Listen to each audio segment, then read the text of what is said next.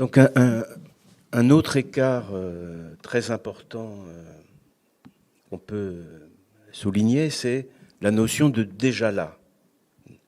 Cette notion est centrale dans le projet que propose Bernard, et Frédéric la juge féconde, si j'ai bien compris, si je l'ai bien compris.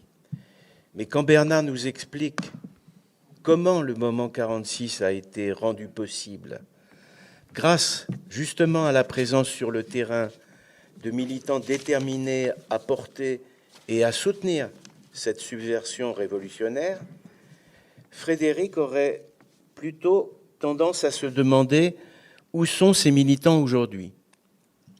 Le déjà là est-il un stimulant pour l'action? On peut l'interpréter comme ça. Ou au contraire, une sorte de sédatif, un peu pour l'imagination, selon le principe défendu par Maurice Godelier qui nous parlait tout à l'heure, pour qui toute institution, avant de devenir réalité, a été imaginée. Au fond, c'est la question de savoir si ce qui a été imaginé par d'autres à une autre époque conserve le même effet d'entraînement 75 ans plus tard. C'est ma question. Je voudrais reparler du déjà là. Moi, ma position spontanée sur le déjà là était, alors, c'était très bas de plafond, c'était pragmatique. Il y a une pragmatique du déjà là. S'il y a du déjà là, ça aide. C'est mieux que s'il n'y a rien déjà là. Voilà, ça n'allait pas plus loin. Et, ajoutais-je, ça produit un très bon effet qui est que ça désutopise. Moi, je pense qu'il faut refuser le registre des utopies. Même sous la forme de l'oxymore utopie réaliste. Vous voyez, l'utopie, c'est le renvoi à un autre monde. Alors ça Bernard, là-dessus, il a des idées que je partage entièrement et qui sont extrêmement nettes.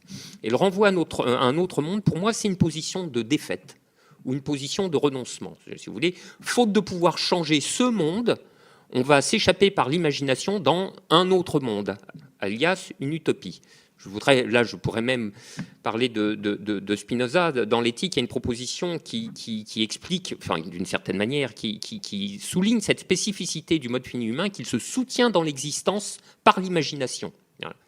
Scrutez vos existences, vous verrez, hein, c'est permanent.